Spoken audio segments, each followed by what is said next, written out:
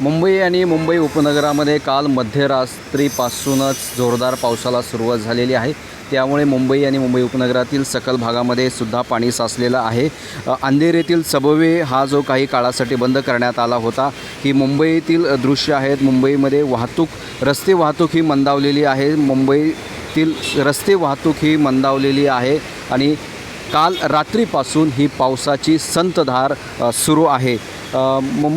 त्याचबरोबर हवामान खात्याने मुंबईला येलो अलर्ट हा जारी केलेला आहे। येणाऱ्या काही तासामध्ये मुसळधार पावसाची शक्यताही वर्तवण्यात आलेली आहे।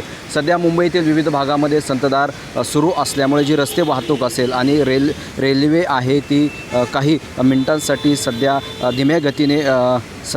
धीम्या गतीने चालू आहे। ही दृश्य मुंबईतील आहे। तुम्ही या ठिकाणी बघू शकता पावसाची संतधार ही सध्या सुरू आहे। मी गुणवंत दांगा, DRV न्यूज, मुंबई।